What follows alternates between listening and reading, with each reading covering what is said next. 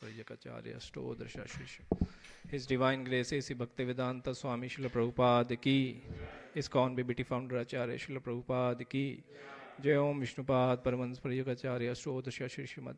His Divine Grace Bhakti Siddhanta Saraswati Thakur Goswami Prabhupada ki, Anant Koti Vaishnava Bhakta Vrind ki, Naam Acharya Srila Haridas Thakur ki, प्रेम से कहो श्री कृष्ण चैतन्य प्रभु नित्यानंद श्री अद्वैत गदाधर श्रीवासादि गौर भक्त वृंद की जय। ओम राधा कृष्ण गोप गोपीनाथ श्याम कुंड राधा कुंड गिरि गोवर्धन की, वृंदावन मथुरा धाम की, नवदीप मायापुर धाम की, पुरुषोत्तम क्षेत्र जगन्नाथपुरी धाम की, श्री द्वारिकापुरी धाम की, गंगा माई यमुना माई की, भक्ति देवी तुलसी महारानी की, कलयुग पावन हरिनाम संकीर्तन की। All glories to assembled devotees. All glories to assembled devotees. All glories to assembled devotees. All glories, all glories, all glories to Shri Guru and Gauranga.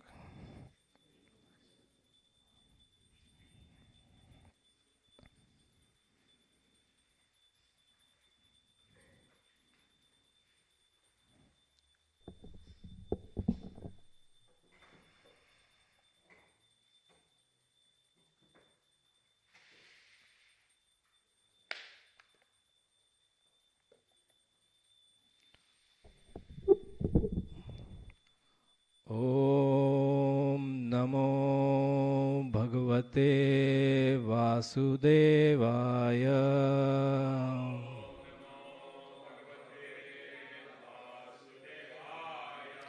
Om Namo Bhagavate Vasudevaya.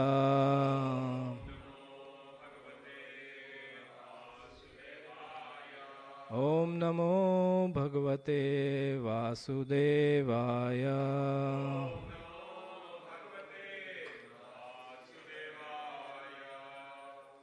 Narayanam Namaskrityam Naram Chaiva Narottamam Devim Saraswatim Vyasam Tato Jaya Udiraye Ashtaprayeshu Abhadreshu Nityam Bhagavata Sevaya Bhagavati Uttama Shloke Bhaktir Bhavati Naishtaki Krishnaya Vasudevaya Devaki Nandanaya Cha Nanda Gopa Kumāraya Govindaya Namo Namaha.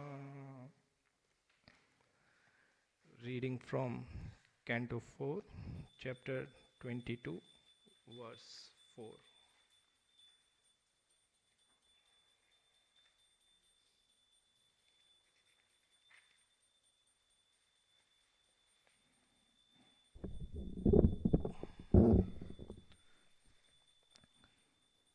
Gauravadyantrita sabhya Prasharya ananta kandhara Vidivat pujayam chakre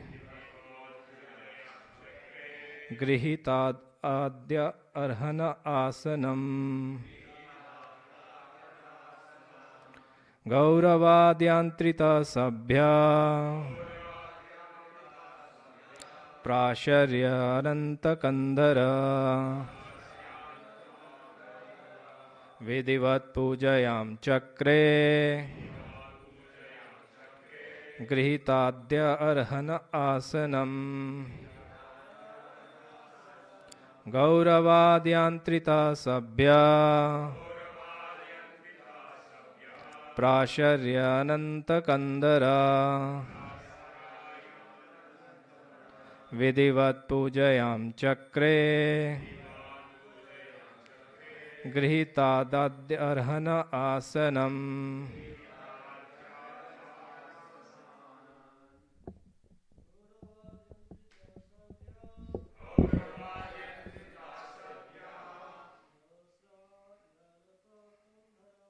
Prasharya ananta kandhara Jayam chakre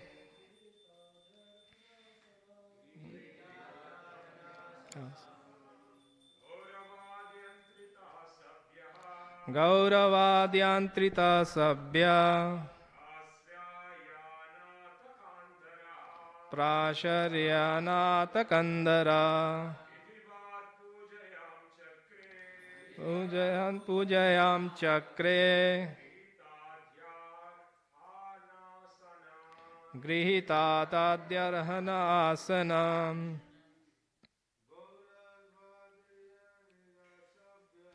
गौरवाद्यान्त्रितसभ्य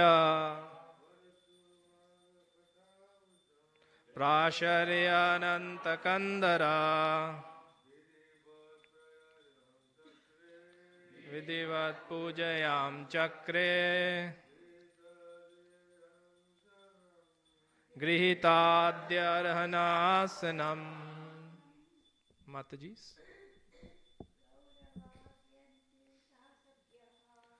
गौरवाद्यान्त्रितसभ्य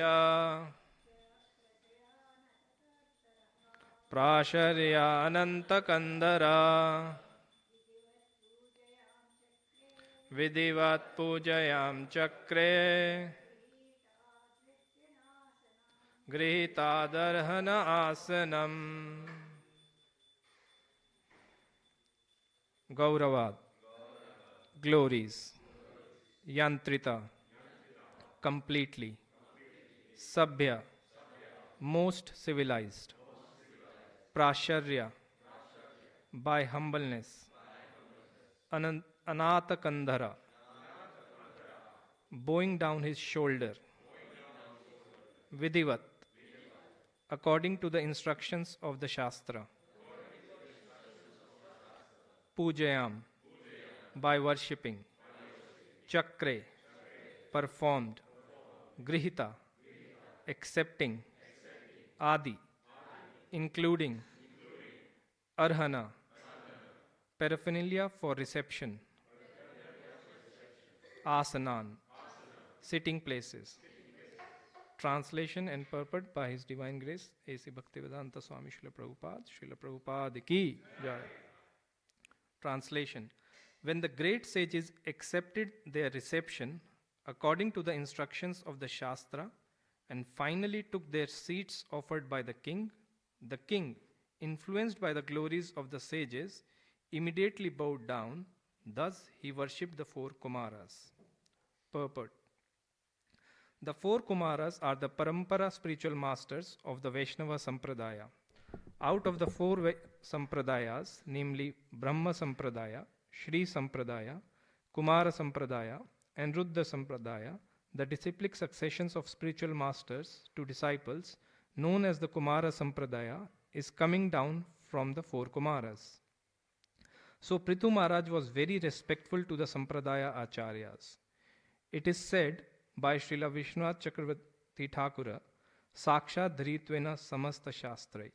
A spiritual master or the Parampara Acharya should be respected exactly like the Supreme Personality of Godhead. The word Vidhivat is significant in this verse. This means that Prithu Maharaj also strictly followed the instructions of the Shāstras in receiving a spiritual master or Acharya of the transcendental disciplic succession. When an Acharya is seen, one should immediately bow down before him. Prithu Maharaj did this properly. Therefore, the words used here are Prasharyanata Kandhara. Out of humility, he bowed down before the Kumāras.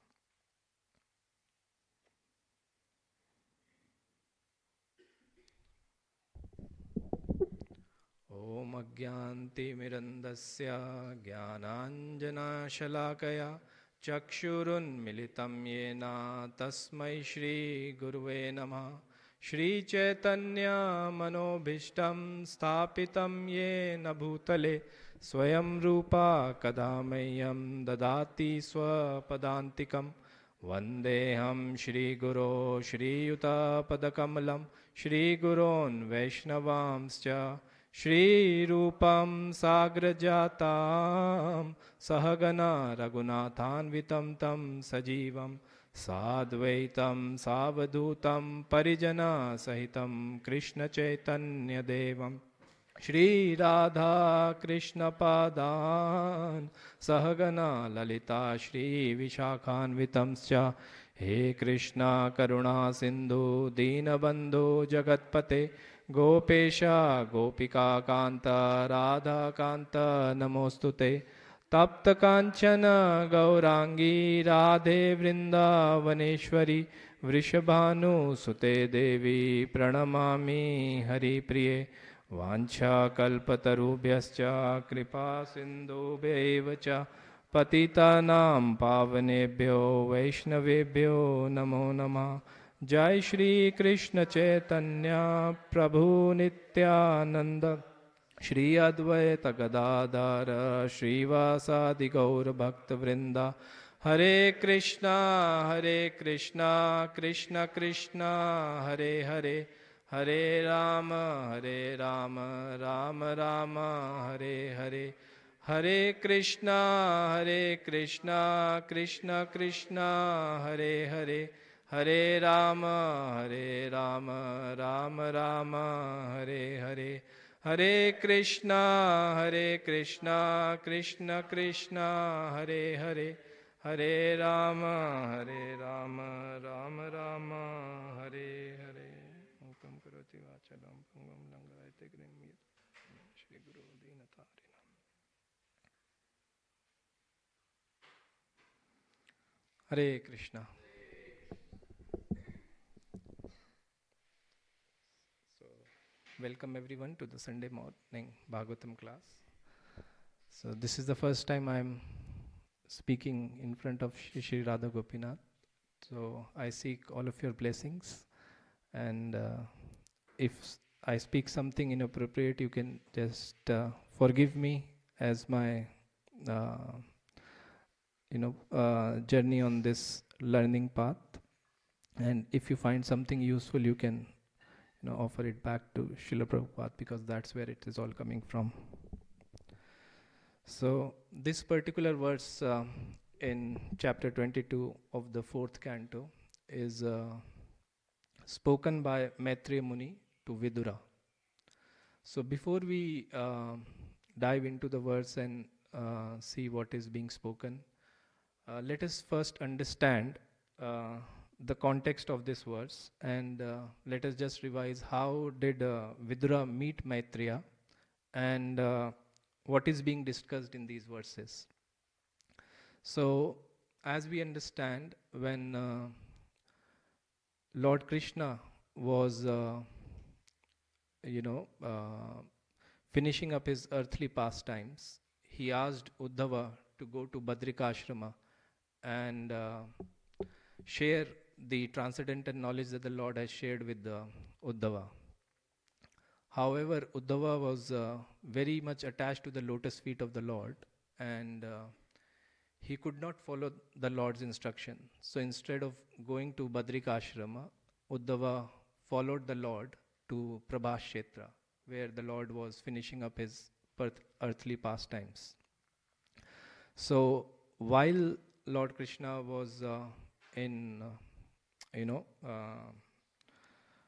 Prabhashetra finishing up his pastimes, Uddhava was there next to the Lord, and also Maitreya Muni came to that place, and the Lord spoke to both Uddhava and Maitreya Muni.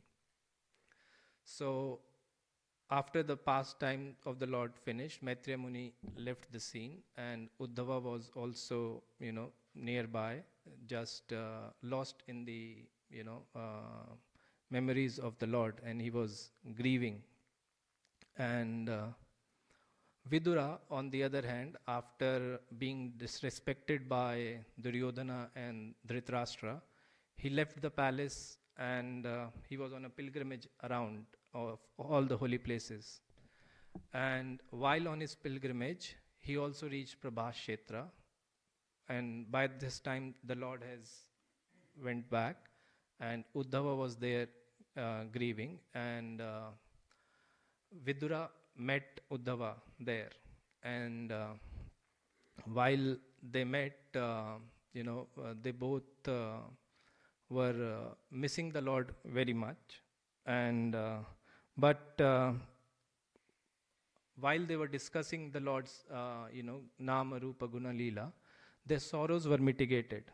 So that is the, one of the glories of Krishna Katha. In the 12th canto, 12th chapter, 50th verse, it is spoken, Tava eva ramyam ruchiram navam navam, Tava eva shashvan manaso mahotsavam, Tad eva shokar nava shoshanam nirnam, Yad uttama shloka yasho anugiyate.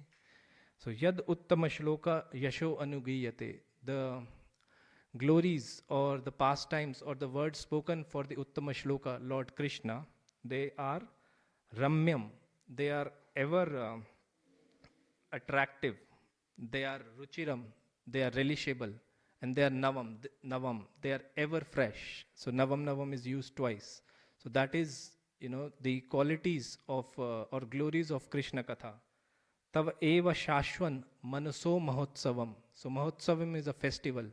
Manaso mahotsavam, festival of mind. So tad eva shashvan manaso mahotsavam. So the Krishna Katha, it's an eternal festival for the mind. Tad eka shok arnava shoshanam nirnam. So shok arnava is the ocean. Shok arnava is the ocean of misery. And Krishna Katha, it can dry up that ocean of misery.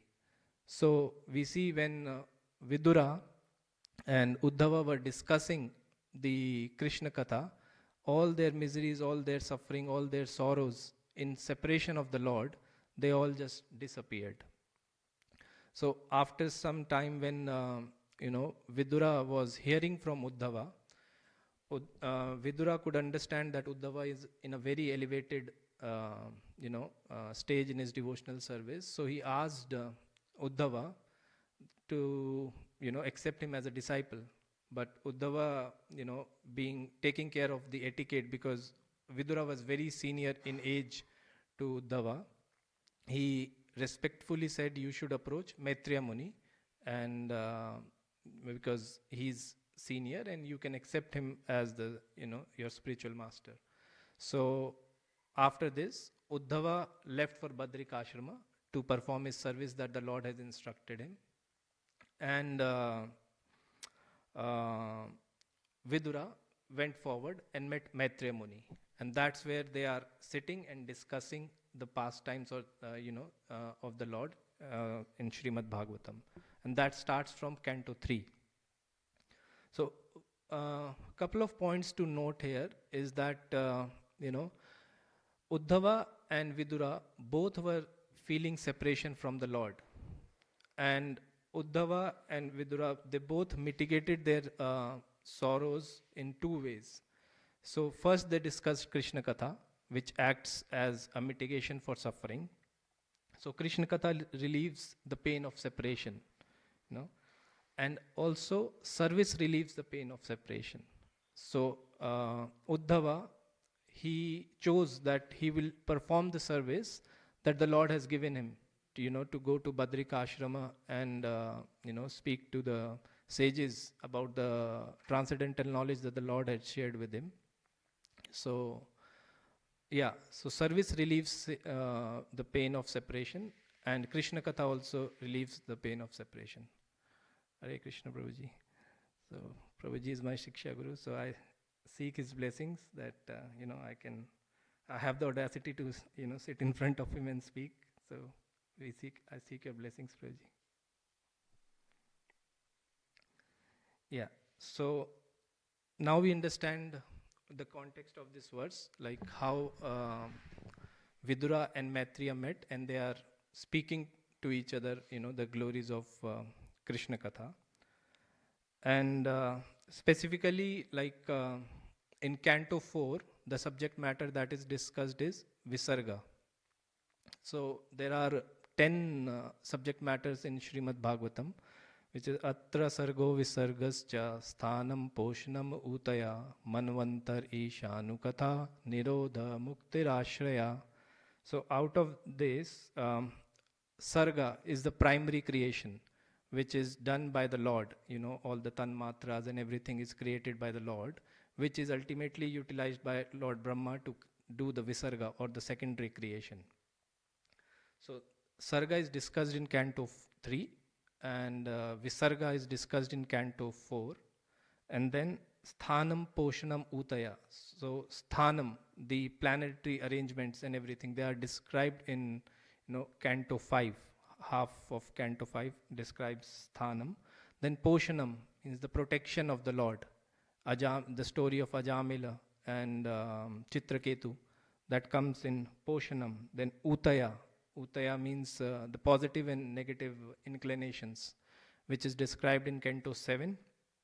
Then Manvantar Katha, the stories of Manu, and Ishanu Katha, the signs of God, as Prabhupada translates it. They're discussed in Canto 8 and 9. And Nirodha Muktir Ashraya. Nirodha means, the dissolution, and Muktir, liberation. They are discussed in Canto 12 and 11. And Ashraya, the Sanambonam, or, our Ashraya, Gopinath. So that is discussed in Canto 10. So those are the 10 subjects matter of Srimad Bhagavatam, and out of those out of these 10, the Visarga, which is the secondary creation, that is described here in this canto. And we see that in 4th canto, Maitreya Muni and Vidura, they are discussing about the genealogical descendants of Swayambhuva Manu. So Swayambhuva Manu married Shatrupa, and they had 3 daughters and 2 sons. So the 3 daughters were Devahuti, Akuti, and Prasuti. And the 2 sons are Priyavat Maharaj and Uttanapad. So when we see Prithu Maharaj, about whom we are speaking in this verse, he is coming in the descendants of Uttanapad. So we see that from Uttanapad, his son Dhruv Maharaj,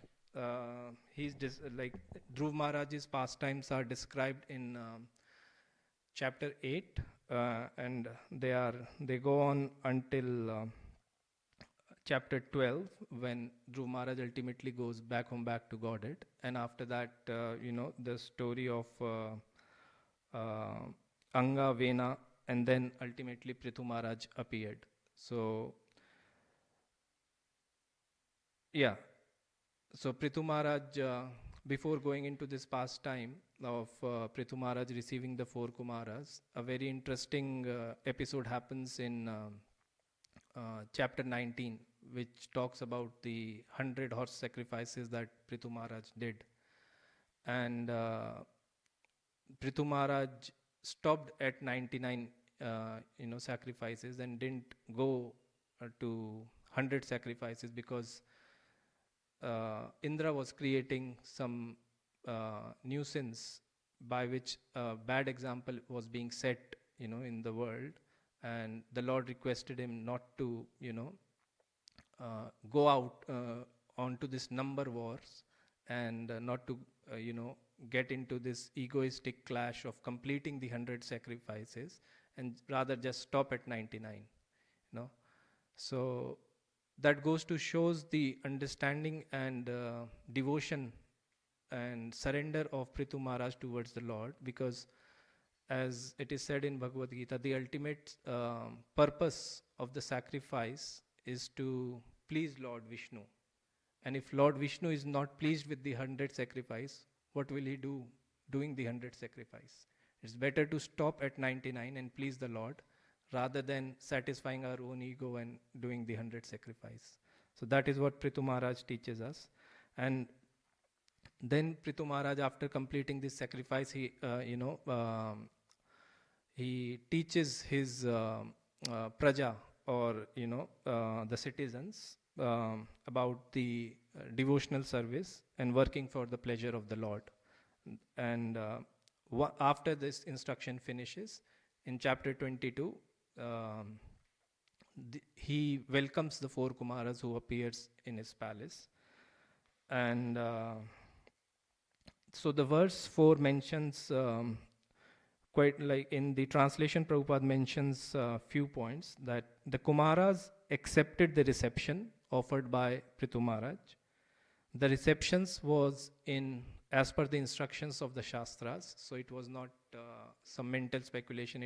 He followed what the śāstras recommend in terms of guest reception. And Kumāras took the seat, so the śāstras mention, as soon as a guest comes, one should offer a seat. So the Kumāras were offered a seat, they accepted the seat, and most importantly, Prithu Maharaj bowed down in humility and offered worship to the four Kumāras. So it is said in Srimad Bhagavatam, Canto 1, chapter 18, verse 13, Tulayama lavenapi na swargam na punarbhavam bhagavat sangi sangasya matrayam kim utashisha. So the value of a moment's association of a devotee is more dearer than achieving the heavenly planets or even moksha. Then what to speak of getting benedictions which are material, which are for the dead.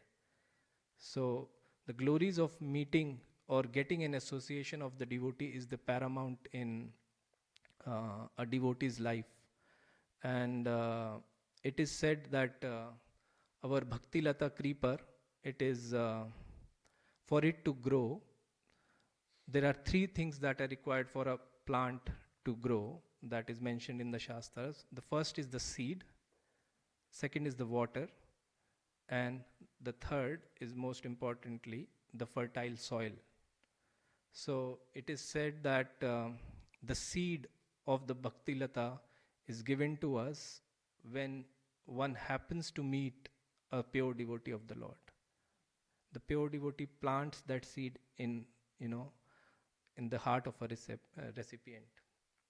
And then by his sadhana, by his reading of Srimad Bhagavatam, by his discussing of Krishna's Naam, Guna, Roop, Leela, by his chanting of the holy names, the water is offered to the seed. And the third is the soil. If the soil is hard, the seed cannot fructify. It cannot bear anything. But by one's Vaishnava behavior, by one's humility, tolerance, one makes that soil, fertile for the seed to fructify and the Bhakti Lata to start. So if one has only the first two, if one only has the seed or the association of a devotee, and one does his sadhana, but one is not humble, then ultimately the Bhakti Lata creeper is destroyed by offenses. If one is not humble and tolerant, then one commits offenses and ultimately destroys the creeper. Or if one has the seed by the association of pure devotee, and he has the humble attitude, but he does not practice his sadhana nicely, he does not chant the holy names, he does not read Srimad Bhagavatam, then one only operates on mode of goodness. There is no real progress. He can be a good person to deal with, he is humble, he's had some bhakti, but that will not fructify much. Unless there is the water of the sadhana, one cannot progress much. He will only be remaining on the mode of goodness. Or if one has if one has the second and the third, but the seed of the bhakti is missing, then we see that one's faith is not strong enough. One's faith is developed and one's faith is made strong only by association of a pure devotee. By seeing their example, by seeing their life, one sees that, one gets that faith. So all three are important. One needs to have an association of pure devotee. One needs to perform his sadhana, worship them. And one needs to have an humble attitude. And we see in this verse, Prithu Maharaj is doing all three. He's receiving the four Kumāras. He's having their humble, the association of pure devotees. He's worshipping them, performing their sadhana, performing his sadhana. And it is said in this verse that he bowed down his shoulder in humility and offered them worship. So he has all three, and that's why we see that, the devotional creeper in Prithu Maharaj, it is strong like a tree. So that is the glory of, meeting a pure devotee. Prabhupada mentions a few points in the purport. Srila Prabhupada mentions a spiritual master or Parampara Acharya should be respected exactly like the Supreme Personality of Godhead. Now, who is an Acharya? Srila Prabhupada quotes Chaitanya Mahaprabhu. And Chaitanya Mahaprabhu says, Apani Achari Prabhu Jivera Sikhai. So an Acharya teaches by his own example. And it is said, an Acharya, he knows the way, he goes the way, and he shows the way. So he knows the absolute truth himself. He walks on that path, himself. He does not just say it, he follows it. And by the way of him following it, he shows the way to all of us. And if we see in the previous chapter, in chapter 21, verse 40, Prithu Maharaj is instructing his citizens to follow devotional service and also worship the devotees. And come to chapter 22nd, he is doing that himself. So it's not that Prithu Maharaj is just instructing his citizens to, receive the devotees, to worship the devotees. He's doing that himself. So he's exemplifying the behavior of an Acharya. So that is, what he teaches us by his example. Prabhupada also mentions, whenever an Acharya is seen, one should immediately bow down before him. So when His Grace Shuttakirti Prabhu was visiting Sydney, he was sharing once a pastime that once there was one devotee, and when he saw Srila Prabhupada, he didn't bow down to him. And Srila Prabhupada observed that, and Srila Prabhupada made a statement that his fall down has already begun. Such a strong statement Srila Prabhupada is making, because he's not bowing down to an Acharya, he's not bowing down to his Guru, his fall down has already begun.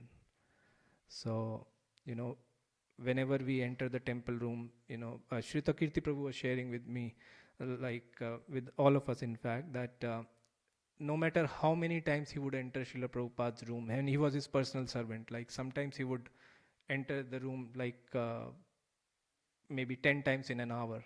Every time he would bow down to Srila Prabhupada. Every time he would offer full dandavats to Srila Prabhupada. Not one time he would miss it. That is the power of bowing down to acharyas and the devotees.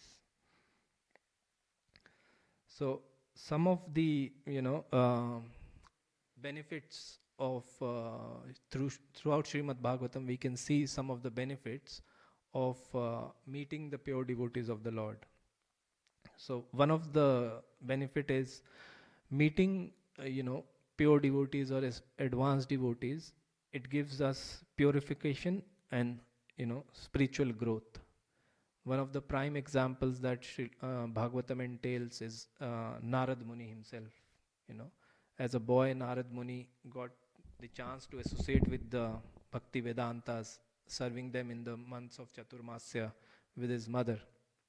And we see how, a 5-year-old boy could advance in bhakti so rapidly just by serving the Bhakti Vedantas. So Bhagavatam association of devotees offers us purification and spiritual growth. It develops spiritual tastes in us and gives us spiritual strength by seeing their life, by seeing their example, it gives us strength to follow the spiritual path more rigorously. Also, another benefit of meeting the pure devotees, we get an understanding of the Supreme Lord. It is hard to understand the Supreme Lord just by our own efforts. But when we get a chance to meet the devotees of the Lord, because they have themselves realized the Lord, they can share that with us.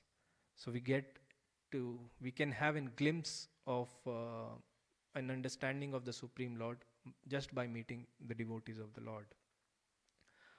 One of the very important benedictions or advantages of meeting pure devotees of the Lord is that we can overcome our material conditioning. We can see in case of Dhruva Maharaj, when he set out from his home to meet Lord Vishnu, he went there with a material desire, to get the kingdom greater than his great-grandfather, which is Lord Brahma himself. But on the way, he met Narada Muni. And Narada Muni, he curtailed his passion of meeting the Lord and, getting a kingdom greater than his grandfather into bhakti without him knowing that. So he curtailed his material desires and turned it into spiritual desires, and ultimately when he met the Lord, he was himself ashamed of why he was approaching the Lord for a material desire. So meeting devotees, meeting advanced devotees can help us overcome our material conditioning. And meeting advanced devotees can also be beginning of our Krishna consciousness. One time Srila Prabhupada, Shrutakirti Prabhu was sharing this, and he writes this in his diary as well, that once he was traveling with Srila Prabhupada in an airplane, and during the breakfast time, Prabhupada was having puffed rice. I'm sure you must have heard this very famous example or pastime of Srila Prabhupada. So Srila Prabhupada was having, his puffed rice, and after having some, he just looked at Shrutakirti Prabhu and another devotee next to him that you can partake the rest, you can have the maha. So Shrutakirti Prabhu took the remnants of Prabhupada, and he shared the half with the other devotee, and they were having it, the puffed rice. And he said that was one of the best things to travel with Prabhupada, because they would always get Prabhupada's Mahaprasadam. And so they were having it, and an air hostess was just passing by, and she said, "Oh, what is this? This is nice." And she grabbed a handful and just, had Prabhupada's Maha, just by Prabhupada's mercy, she could have Prabhupada's Maha. And everyone was shocked, how can she suddenly had Prabhupada's Maha? It is, inconceivable. And so then she immediately asked Prabhupada and the other devotees, "Is there anything I can serve you?" So Shrutakirti Prabhu looked at Prabhupada. Prabhupada looked at him. Hot milk. So the air hostess went back and brought 3 glasses of hot milk and served the 3 devotees. And Shrutakirti Prabhu was asking Prabhupada, "Isn't it wonderful, Prabhupada?" And Prabhupada said, "No, women have a natural tendency to serve. So they are very naturally inclined to serve others." Srila Prabhupada was praising. And so that air hostess, she got Prabhupada's Maha, and also she was able to serve Prabhupada.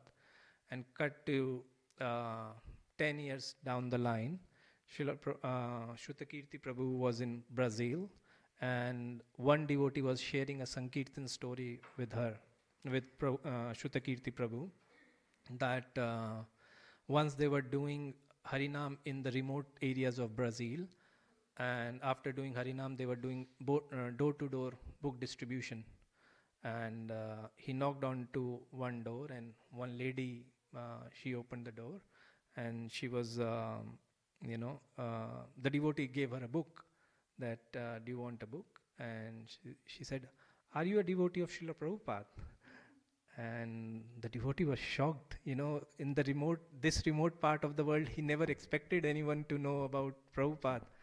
And as he entered the house, he saw pictures of Prabhupada, Radha Krishna, altar, everything was set up. And he wondered how come, she is a devotee here and nobody knows about it. And when he inquired, he got to know that that lady was the same air hostess who had the Prabhupada's Maha, you know. And just by having that, small association or moments of association and getting Prabhupada's Maha, she became a devotee, and she's practicing all by herself in her house. So that is a benediction of getting association of pure devotees of the Lord. And meeting the pure devotees of the Lord can also, give us transcendental knowledge. We see in case of Prahlad Maharaj, he was not even directly meeting Narad Muni, but he was in the womb of Kayadu. But when Narad Muni gave the transcendental knowledge to Kayadu, Prahlad Maharaj heard it and internalized it more than the mother. So meeting the pure devotees can give us transcendental knowledge and spiritual advancements. So yeah, those are some of the benefits of meeting the pure devotees of the Lord. One important Vaishnava virtue, one important quality, transcendental quality, or a Vaishnava quality that Prabhupada mentions in this verse is humility. So Lord Chaitanya Mahaprabhu mentions in his Shikshashtakam, Trinadapi Sunichena Taroreva Sahishna Amani Namane Dena Kirtanya Sadahari. So, and Chaitanya Mahaprabhu mentions that, one should, string the holy names on the thread of this verse and wear around their neck. And in that humble mood, one should chant the holy names. And when holy name is chanted with humility, it brings out the desired results. So it is said that chanting holy names with humility and achieving humility by, or developing some humility by chanting the holy names goes together. It is not that one can chant the holy names with humility from the start. By chanting the holy name sincerely, one develops some humility, and then it goes in cycles. So chanting with humility, with attention, is the key, to start developing some humility. And when His Grace Gauranga Darshan Prabhu was here, he was explaining, the verse says, more tolerant than a tree. How, the tree gives us fruit, like one can chop down a tree, one can hit a tree does not retaliate. And, that is how much tolerant a tree is.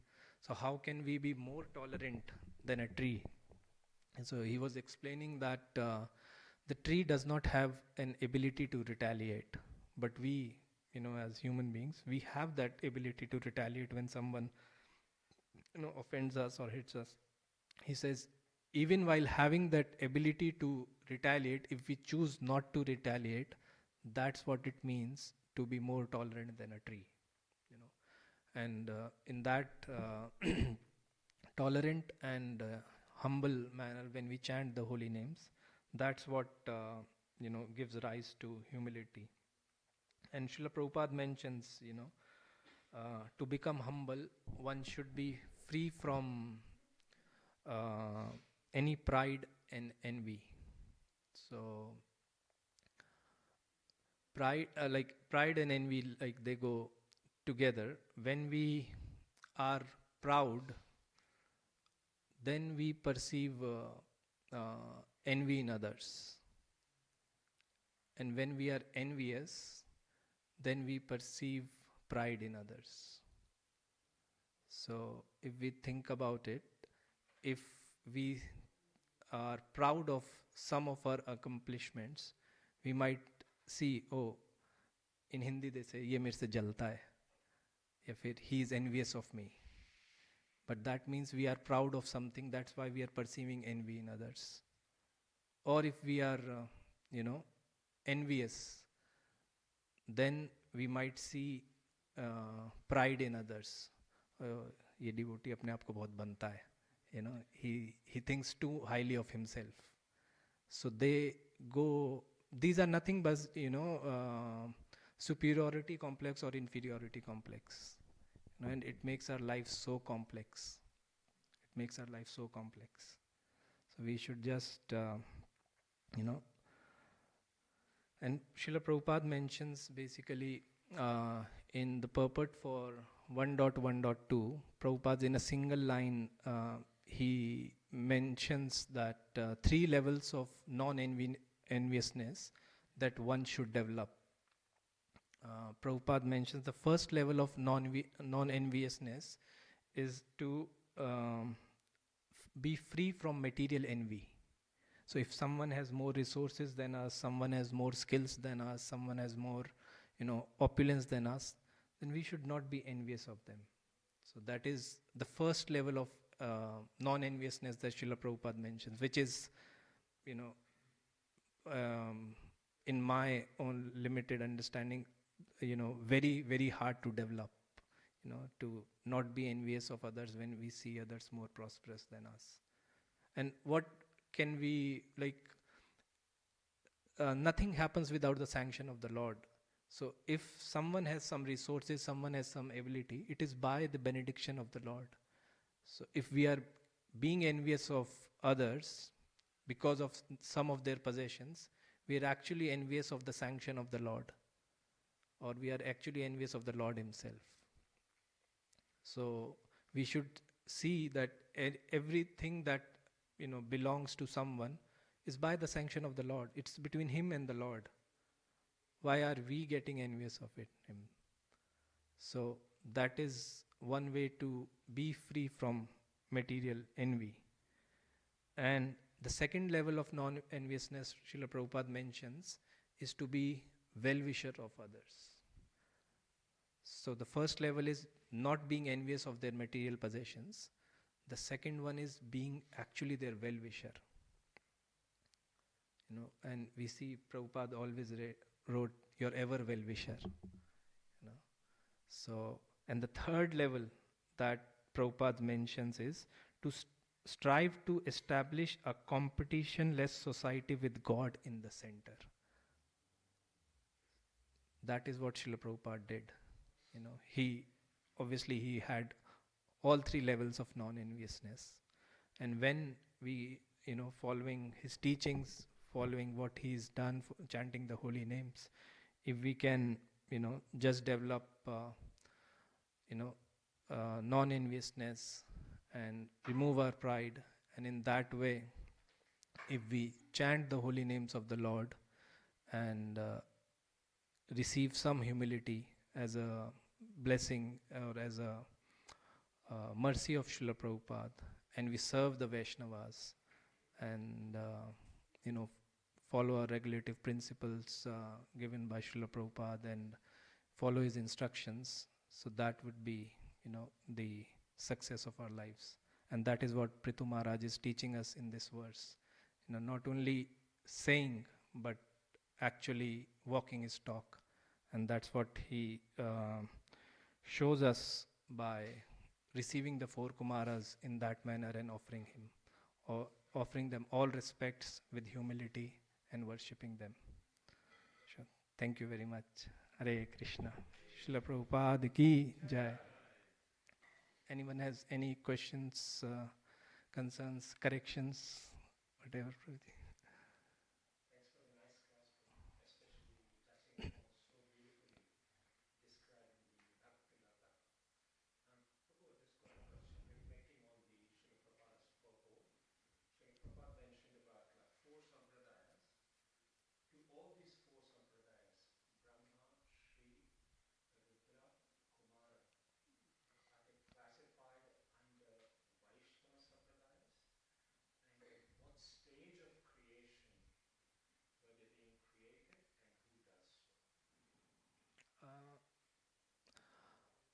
I'm not completely sure about when they were created, Prabhu. I've just have very limited understanding of, especially about the all other sampradayas. I'm especially whatever I know is somewhat about the Brahma Madhva Gaudiya Sampradaya. That's what Prabhupada has given us. But yes, I mean, the Prabhupada did mention that some of these sampradayas like all of these come from specific acharyas, like the Kumāra Sampradaya comes from the four Kumāras, and the Shri Sampradaya, respectively, Rudra Sampradaya comes from Lord Shiva, and Brahma Sampradaya comes from Lord Brahma. But exactly at what time in creation they were done, in which Manvantara they were done, uh, I'm not sure. I'm very limited in my understanding. Yes, that, I mean, to my limited understanding, yes, they are classified. Prabhu, you can add and correct me. Yeah, they are classified under Vaishnava Sampradayas. Anyone else?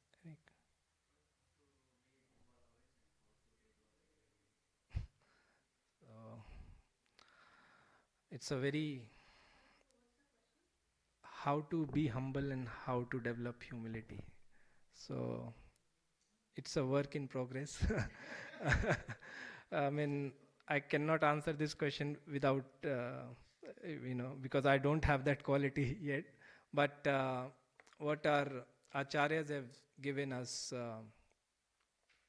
I asked this question to one of my seniors, and what he mentioned that to be humble and to be aware about one's humility goes ill together.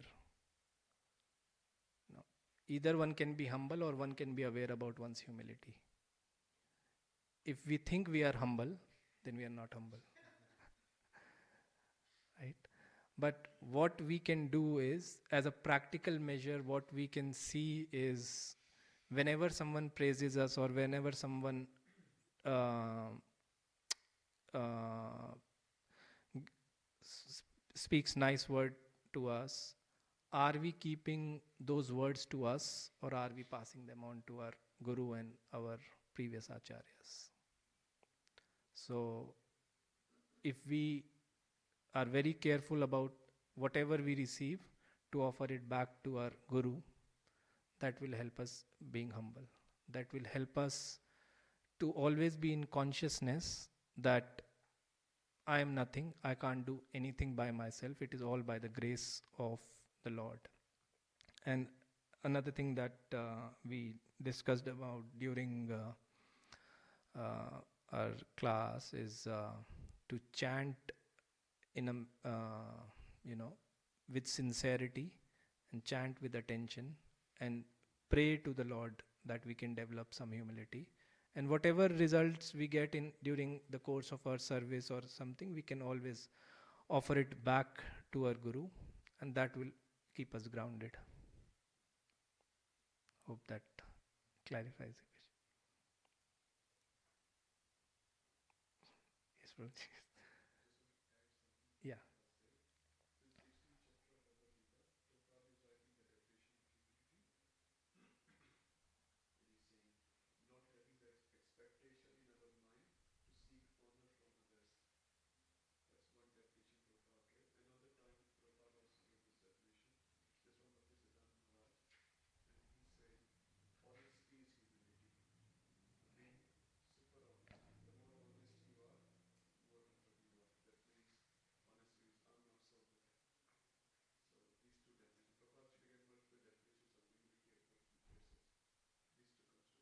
Sure. Thank you.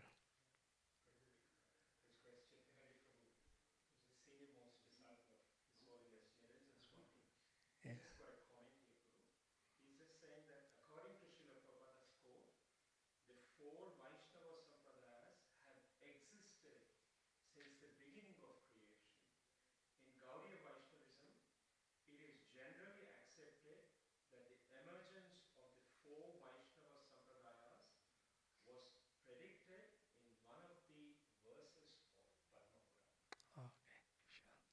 Thank you, Chittari Prabhu, for sharing. Okay. Anyone has any comments, concern?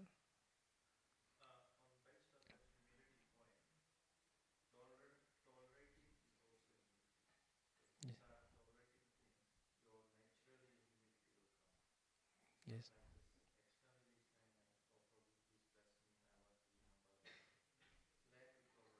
Yeah.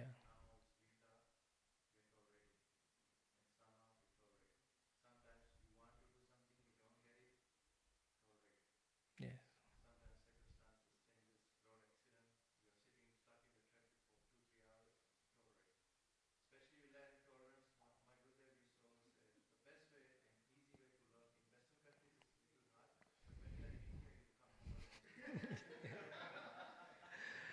Yeah. Yeah. It's easy to feel helpless in India. Here we have, so much material facility, but that somehow, you know, saves us from feeling so helpless. But Gopinath will make sure we all feel helpless, and develop some humility. Yeah, thank you so much, Prabhuji, for sharing. Okay, we'll end here. Srila Prabhupada ki jai, Shri Shri Radha Gopinath Bhagavan ki jai, Jagannath Baladev Subhadra Mai ki jai, Shri Shri Gaur Nitai ki jai, Gaur Premanande.